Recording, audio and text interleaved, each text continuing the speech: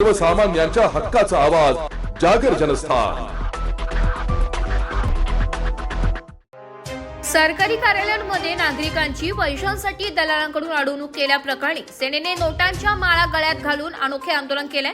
धुळ्यातल्या बहुतांश सरकारी कार्यालयांमध्ये सर्वसामान्य नागरिकांचे काम करण्यासाठी दलालांकडून पैशांची अडवणूक होत असल्याचा आरोप करत या भ्रष्टाचारांच्या साखळी विरोधात शिवसेनेने नोटांच्या माळा गळ्यात घालत अनोखे आंदोलन केले। या आंदोलनाने सर्वसामान्य धुळेकरांचे लक्ष वेधून घेतले होते।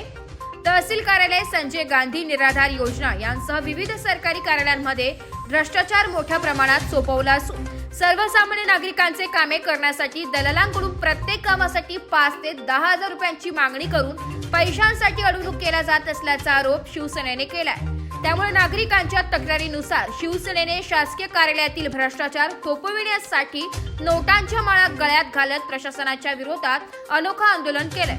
भ्रष्टाचारी साखळी न थांबल्यास तीव्र स्वरूपाचं आंदोलन छेडण्याचा इशारा देखील शिवसेनेने दिलाय। या प्रसंगी शिवसेनेचे महानगर प्रमुख संजय वाल्हे, उपमहानगर प्रमुख इम्रान शेख, रवींद्र शिंदे, युवा सेनेचे जिल्हा प्रमुख मनोज कोळेकर, शेखर बडगुजर यांच्या सदस्य शिवसेनेच्या पदाधिकारी मोठ्या संख्येने उपस्थित होते। धुळे महानगर शिवसेनेच्या वतीने आज जिल्हाधिकारी महोदयांना या ठिकाणी निवेदन देण्यात आलं।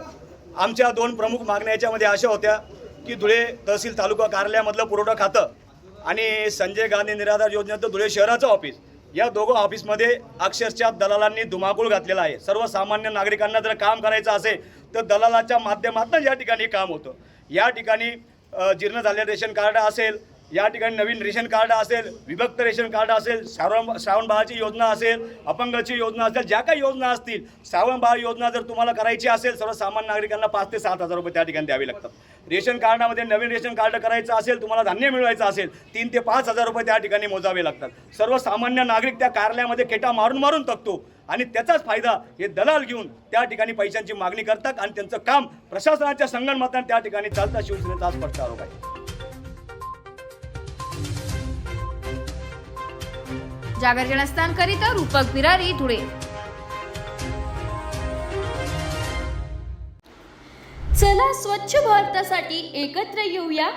मूर्तिजापूर, महाराष्ट्र येथे प्लास्टिक बंदीला सुरुवात झाली आहे। प्लास्टिकचा वापर पर्यावरणासाठी हानिकारक आहे, त्यामुळे प्लास्टिकचा वापर कमी करूया आणि आपल्या शहराला स्वच्छ ठेवण्यासाठी एकत्र येऊया। जाणून घ्या प्लास्टिकचा वापर कमी करण्याचे फायदे। प्लास्टिक कचऱ्यामुळे पर्यावरणावर गंभीर परिणाम होतो। प्लास्टिकचा वापर कमी केल्याने आपण आपल्या पृथ्वीची काळजी घेऊ शकतो। प्लास्टिक कचरा शहराला अस्वच्छ करतो, तसेच प्राण्यांची देखील हानी होते। प्लास्टिकचा वापर कमी केल्याने आपले शहर स्वच्छ आणि सुंदर दिसेल। प्लास्टिक कचऱ्यामुळे अनेक प्रकारांच्या रोगांचा धोका असतो। प्लास्टिकचा वापर कमी केल्याने आपण आपले आरोग्य सुरक्षित ठेवू शकतो। प्लास्टिकचा वापर कमी करण्यासाठी काय करू शकतात? प्लास्टिकच्या पिशव्या वापरणे बंद करून कापडी किंवा कागदी पिशव्या वापरा। प्लास्टिकच्या बाटल्या न वापरता धातूच्या किंवा काचेच्या बाटल्या वापरा। प्लास्टिकच्या वस्तू कमी वापरा आणि पर्यावरणाला उपयुक्त वस्तू वापरा। प्लास्टिक बंदीला सहकार्य करा आणि स्वच्छ भारतासाठी योगदान द्या।